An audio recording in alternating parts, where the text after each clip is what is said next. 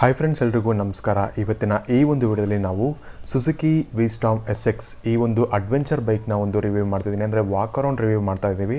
ಈ ಒಂದು ವಿಡಿಯೋದಲ್ಲಿ ನಿಮಗೆ ಕಂಪ್ಲೀಟ್ ಆದಂತಹ ಸ್ಪೆಸಿಫಿಕೇಷನ್ಸ್ ಏನು, ಇದರಲ್ಲಿ ಏನೇನು ಸಿಗ್ತಿದೆ ನಿಮಗೆ ಎಲ್ಲವನ್ನು ಕೂಡ ನಾನು ಹೇಳ್ತೀನಿ.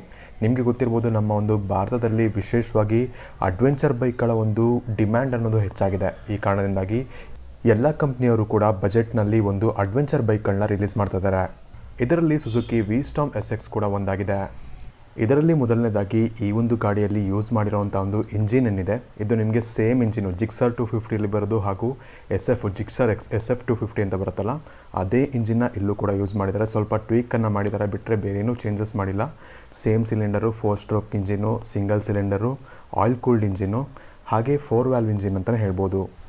ಇನ್ನು ಇದರ ಒಂದು ಟೈರ್ಸ್ ವಿಚಾರಕ್ಕೆ ಬಂದರೆ, ಟೈರ್ಸ್ ನಿಮಗೆ ಟ್ಯೂಬ್ಲೆಸ್ ಟೈರ್ ಸಿಗ್ತದೆ. ಅಂದರೆ ಇಲ್ಲಿ ಸ್ಪೋಕ್ ವೀಲ್ ಸಿಗ್ತಿಲ್ಲ, ನಿಮಗೆ ನಾರ್ಮಲ್ ಆದಂತಹ ಅಲಾಯ್ ವೀಲ್ ಸಿಗ್ತದೆ. ನಿಮಗೆ ಇದರಲ್ಲಿ ಅಡ್ವಾಂಟೇಜ್ ಏನಾಗುತ್ತೆ ಅಂದರೆ, ನಿಮಗೆ ಪಂಚರ್ ಆದರೆ ಸ್ವಲ್ಪ ಈಸಿ ಇರುತ್ತೆ ಸ್ಪೋಕ್ ವೀಲ್ಸಿಗೆ ಕಂಪೇರ್ ಮಾಡಿದ್ರೆ, ಅದೊಂದು ಅಡ್ವಾಂಟೇಜ್ ಸಿಗುತ್ತೆ. ಬಿಟ್ಟರೆ ನಿಮಗೆ ಫ್ರಂಟಲ್ಲಿ ನಿಮಗೆ 19 ಇಂಚ್ ಟೈರ್ ಸಿಗ್ತಿದೆ, ಹಾಗೆ ಬ್ಯಾಕಲ್ಲಿ ರಿಯರಲ್ಲಿ ನಿಮಗೆ 17 ಇಂಚ್ ಟೈರ್ ಸಿಗ್ತದೆ. ನಿಮಗೆ ನಾರ್ಮಲಾಗಿ ಆಫ್ ರೋಡ್ಗೆ ಮತ್ತು ಆಫ್ ರೋಡ್ ಸೆಂಟ್ರಿಕ್ ಬೈಕ್ಗಳೆಲ್ಲ ನಿಮಗೆ ಇದೇ ಥರ ಸಿಗುತ್ತೆ. ಇನ್ನು ಬೈಕ್ನ ನೀವು ನಿಮ್ಮ ಮನೆ ಹತ್ತಿರ ಇರುವಂತಹ ಸುಜುಕಿ ಶೋರೂಮ್ಗೆ ಹೋಗಿ ನೋಡ್ಕೊಂಬನ್ನಿ. ಯಾಕಂದರೆ ಫೋಟೋಸಲ್ಲಿ ನೋಡೋದಕ್ಕಿಂತ ನೀವು ಇನ್ ಪರ್ಸನಲ್ಲಿ ನೀವೇ ಪರ್ಸ್ನಲಾಗಿ ನೋಡಿದಾಗ ನಿಮಗೆ ಇದು ತುಂಬ ಚೆನ್ನಾಗಿ ಕಾಣುತ್ತೆ. ಈ ಒಂದು ಡಿಸೈನ್ ಏನಿದೆ, ಇದು ವಿ-ಸ್ಟಾರ್ಮ್ 650 ಅಂತ ಒಂದು ಗಾಡಿ ಬರುತ್ತೆ, ಅದು ಕೂಡ ಅಡ್ವೆಂಚರ್ ಬೈಕೆ.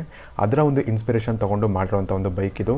ನಿಮಗೆ ಇಲ್ಲಿ ಸೈಡಲ್ಲೂ ಕೂಡ ನಿಮಗೆ ನೋಡ್ತಿರ್ಬೋದು, ಇಲ್ಲಿ ಕೂಡ ಒಂದು ನಿಮಗೆ ಚಾರ್ಜಿಂಗ್ ಸಾಕೆಟ್ ಸಿಗ್ತಿದೆ. ನೀವು ಬೇಕಾದ್ರೆ ಆನ್ ದ ಗೋ ಅಲ್ಲಿ ನೀವೆಲ್ಲರೂ ಹೋಗ್ತಿದ್ದೀರಾ ಅಂದರೆ ನೀವಲ್ಲೇ ನೀವು ಚಾರ್ಜ್ ಕೂಡ ಮಾಡ್ಕೊಬೋದು. 10 ವ್ಯಾಟ್ ಏನೋ ಸಪೋರ್ಟ್ ಆಗುತ್ತೆ ನಿಮಗೆ ಪವರು, ನೀವು ಆರಾಮಾಗಿ ಚಾರ್ಜ್ ಮಾಡ್ಕೊಬೋದು ಮೊಬೈಲ್ನ. ಇನ್ನು ಈ ಒಂದು ಗಾಡಿಯಲ್ಲಿ ನಿಮಗೆ ಫುಲ್ಲಿ ಡಿಜಿಟಲ್ ಇನ್ಸ್ಟ್ರೂಮೆಂಟ್ ಕ್ಲಸ್ಟರ್ ಸಿಗ್ತಿದೆ. ಹಾಗೆ ನಿಮಗೆ ಸಾಕಷ್ಟು ಫೀಚರ್ಸ್ ಇದೆ. ನಿಮಗೆ ಬ್ಲೂಟೂತ್ ನೀವು ಕನೆಕ್ಟ್ ಮಾಡ್ಕೊಬೋದು, ಹಾಗೆ ಟರ್ನ್ ಬೈ ಟರ್ನ್ ನ್ಯಾವಿಗೇಷನ್ ಸಿಗುತ್ತೆ, ಹಾಗೆ ಫುಲ್ಲಿ ಡಿಜಿಟಲ್ ಸ್ಪೀಡೋಮೀಟರ್ ಇದೆ. ಇನ್ನು ಬಹಳಷ್ಟು ಫೀಚರ್ಸ್ಗಳಿದೆ, ಆದರೆ ನಮಗಿಲ್ಲಿ ಕೀ ಆನ್ ಮಾಡೋಕ್ಕೆ ಚಾನ್ಸ್ ಸಿಕ್ಕಿಲ್ಲ, ಅದಕ್ಕೆ ನಿಮಗೆ ತೋರ್ಸೋಕ್ಕಾಗಿಲ್ಲ. ಅದು ಬಿಟ್ಟರೆ ನಿಮಗೆ ಇಲ್ಲಿ ಡ್ಯುಯಲ್ ಸೈಲೆನ್ಸರ್ ಸಿಗ್ತದೆ, ಅಂದರೆ ಡ್ಯುಯಲ್ ಎಕ್ಸಾಸ್ಟ್ ಸಿಗ್ತಿದೆ. ನಿಮಗೆ ತುಂಬ ಚೆನ್ನಾಗಿ ಸೌಂಡ್ ಕೂಡ ತುಂಬ ಚೆನ್ನಾಗಿದೆ. ನಾನು ಬೇರೆ ವೀಡಿಯೋಸ್ಗಳಲ್ಲಿ ನೋಡೋ ಪ್ರಕಾರ ಹೇಳ್ತಿದ್ದೀನಿ, ಸೌಂಡ್ ಕೂಡ ತುಂಬ ಚೆನ್ನಾಗಿದೆ. ಇಲ್ಲಿ ಇಂಜಿನ್ ಬಗ್ಗೆನೂ ಮಾತಾಡೋಂಗಿಲ್ಲ. ಸುಜುಕಿ ಇಂಜಿನ್ ಅಂದರೆ ತುಂಬ ರಿಫೈನ್ಮೆಂಟು, ಜಾಪನೀಸ್ ಇಂಜಿನ್ ಅಂದರೆ ತುಂಬ ರಿಫೈನ್ಮೆಂಟ್ ಸಕ್ಕತ್ತಾಗಿರುತ್ತೆ ಅಂತಲೇ ಹೇಳ್ಬೋದು. ಮತ್ತು ನಿಮಗೆ ಮೇಂಟೆನೆನ್ಸ್ ಕೂಡ ತುಂಬ ಕಮ್ಮಿ. ನಿಮಗೆ ಲಾಂಗ್ ರನ್ನಲ್ಲಿ ತುಂಬ ಮೇಂಟೈನ್ ಮಾಡಬೇಕು, ತುಂಬ ದುಡ್ಡು ಹಾಕಬೇಕು ಸರ್ವಿಸ್ಗಳಿಗೆ ಅನ್ನೋದು ನಿಮಗೆ ಆ ಒಂದು ತೊಂದರೆ ಇರೋದಿಲ್ಲ. ಇನ್ನು ಇದರ ಸೀಟ್ ಹೈಟ್ ವಿಷಯಕ್ಕೆ ಬಂದರೆ, ನಿಮಗೆ ಸೀಟ್ ಹೈಟು ನಿಮಗೆ 835 mm ಸಿಗ್ತಿದೆ. ಸೊ ಇದು ನಿಮಗೆ ಸ್ವಲ್ಪ ಹೈಟ್ ಇರೋರಿಗೆ ಕಂಫರ್ಟಬಲ್ ಆಗಿರುತ್ತೆ. ನಾನು ಇವಾಗ 6 ಫೀಟ್ ಇದ್ದೀನಿ, ನಾನು ಕೂತಿದ್ದೀನಿ. ಸೊ ನನಗೆ ಸ್ವಲ್ಪ ಕಂಫರ್ಟಬಲ್ ಇತ್ತು. ನನ್ನ ಕಾಲು ಕೂಡ ಸ್ವಲ್ಪ ಫ್ಲ್ಯಾಟಾಗಿ ಪ್ಲ್ಯಾಂಟ್ ಆಗ್ತಿತ್ತು ನೆಲಕ್ಕೆ. ಸೊ ನನಗೆ ಸ್ವಲ್ಪ ಕಂಫರ್ಟಬಲ್ ಇತ್ತು. ಆದರೆ ಸ್ವಲ್ಪ ಕುಳ್ಳುಗಿರೋರಿಗೆ ಸ್ವಲ್ಪ ಕಷ್ಟ ಆಗುತ್ತೆ. ನಾರ್ಮಲಾಗಿ ಎಲ್ಲ ಅಡ್ವೆಂಚರ್ ಬೈಕ್ದು ಇದೊಂದು ಪ್ರಾಬ್ಲಮ್ ಇರುತ್ತೆ, ಸ್ವಲ್ಪ ಕುಳ್ಳುಗಿರೋರಿಗೆ ಕಷ್ಟ ಆಗುತ್ತೆ. ಬಟ್ ಆದರೆ ಇದರಲ್ಲಿ ಏನೋ ಅಡ್ಜಸ್ಟಬಲ್ ಸೀಟ್ ಹೈಟ್ ಕೂಡ ನಿಮಗೆ ಸಿಗುತ್ತೆ ಅಂತ ಹೇಳ್ತಿದ್ದಾರೆ. ಸೊ ಅದು ನಿಮಗೆ ಒಳ್ಳೆಯ ವಿಷಯ ಅಂತಲೇ ಹೇಳ್ಬೋದು. ಇನ್ನು ಗಾಡಿಯ ಗ್ರೌಂಡ್ ಕ್ಲಿಯರೆನ್ಸ್ ವಿಷಯಕ್ಕೆ ಬಂದರೆ, ಗ್ರೌಂಡ್ ಕ್ಲಿಯರೆನ್ಸ್ ನಿಮಗೆ 205 mm ಸಿಗ್ತಿದೆ. ಇದು ನಿಮಗೆ ಇದರ ಒಂದು ಕಾಂಪಿಟೇಟರ್ ಹಿಮಾಲಯನ್ಗೆ ಕಂಪೇರ್ ಮಾಡಿದ್ರೆ, ಹಿಮಾಲಯನಲ್ಲಿ ನಿಮಗೆ 220 mm ಗ್ರೌಂಡ್ ಕ್ಲಿಯರೆನ್ಸ್ ಸಿಗ್ತಿದೆ. ಸೊ ಅದು ಸ್ವಲ್ಪ ಬೆಟರ್ ಅಂತ ಅನಿಸುತ್ತೆ ಇದು ಕಂಪೇರ್ ಮಾಡಿದ್ರೆ. ಬಟ್ ಆದರೂ ಕೂಡ ನಿಮಗೆ ಇದು ಕಂಪ್ಲೀಟಾಗಿ ಅಡ್ವೆಂಚರ್ ಬೈಕ್ ಅಂತ ಹೇಳೋಕ್ಕಾಗಲ್ಲ. ಸುಜುಕಿ ಅವರು ಕೂಡ ಲಾಂಚ್ ಇವೆಂಟಲ್ಲಿ ಅದನ್ನೇ ಹೇಳಿದ್ದಾರೆ, ಕಂಪ್ಲೀಟಾಗಿ ಇದನ್ನು ಅಡ್ವೆಂಚರ್ ಬೈಕ್ ಅಂತ ತೊಗೊಬೇಡಿ, ಟೂರಿಂಗ್ ಬೈಕ್ ಅಂತ ಬೇಕಾದ್ರೆ ಇದನ್ನು ತಗೊಳ್ಳಿ. ಅವರು ಅದನ್ನು ಆ ಥರ ಕನ್ಸಿಡರ್ ಮಾಡಿ ಇದನ್ನು ಲಾಂಚ್ ಮಾಡಿದ್ದಾರೆ. ಇನ್ನು ಹೆಡ್ಲೈಟ್ ವಿಚಾರಕ್ಕೆ ಬಂದರೆ, ಈ ಒಂದು ಕಂಪ್ಲೀಟ್ ಮಾಡ್ಯೂಲ್ ಏನಿದೆ, ಇದು ನಿಮಗೆ ಜಿಕ್ಸರ್ 250 ನಿಮಗೆ ಹಾಕಿದ್ದಾರೆ. ಆದರೆ ಇಲ್ಲಿ ಹೆಡ್ಲೈಟ್ ನಿಮಗೆ ಆಲ್ರೆಡಿ ಸಿಗ್ತಿದೆ. ಬಟ್ ಆದರೆ ನಿಮಗೆ ಈ ಒಂದು ಇಂಡಿಕೇಟರ್ಸ್ ಏನಿದೆ ಅದೆಲ್ಲ ನಿಮಗೆ ನಾರ್ಮಲಾಗಿ ಹ್ಯಾಲೋಜನ್ನೇ ಸಿಗ್ತಿದೆ. ಇನ್ನು ಇದರ ಟ್ಯಾಂಕ್ ಕೆಪಾಸಿಟಿ ಏನಿದೆ ಅದು ನಿಮಗೆ 12 ಲೀಟರ್ಸ್ ಸಿಗ್ತಿದೆ. ಸೊ ಇದು ಹಿಮಾಲಯನ್ಗೆ ಕಂಪೇರ್ ಮಾಡಿದ್ರೆ 3 ಲೀಟರ್ಸ್ ಕಮ್ಮಿ ಇದೆ.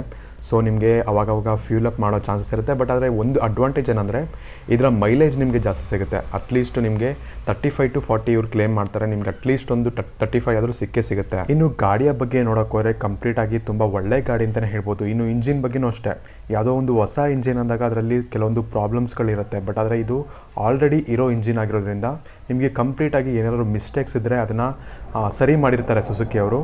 ಅದೇ ರೀತಿ ಇದರಲ್ಲೂ ಕೂಡ ಯಾವುದೇ ರೀತಿಯಾದಂಥ ಒಂದು ಮಿಸ್ಟೇಕ್ಸ್ ಇಲ್ಲ ಅಂತ ಅಂದ್ಕೊಳ್ತೀನಿ.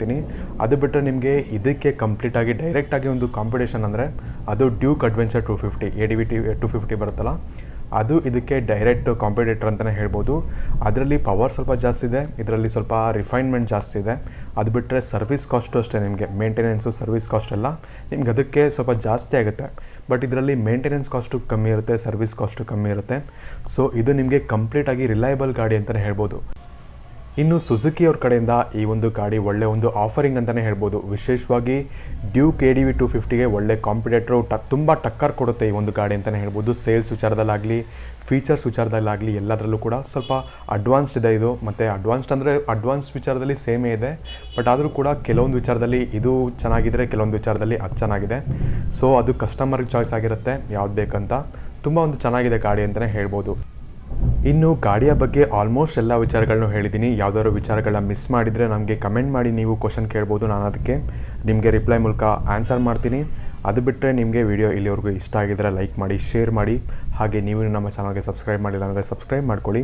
ಹಾಗೆ ಇನ್ಸ್ಟಾಗ್ರಾಮ್ ಹಾಗೂ ಫೇಸ್ಬುಕ್ ID ಕೆಳಗಡೆ ಕೊಟ್ಟಿರ್ತೀನಿ, ಅದನ್ನು ಕೂಡ ನೀವು ಫಾಲೋ ಮಾಡೋದನ್ನ ಮರಿಬೇಡಿ. ಸೊ ಮತ್ತೆ ಇನ್ನೊಂದು ವಿಡಿಯೋದಲ್ಲಿ ಸಿಗೋಣ. ಸೊ ಅಲ್ಲಿವರೆಗೂ ಟಾಟಾ, ಬಾಯ್ ಬಾಯ್.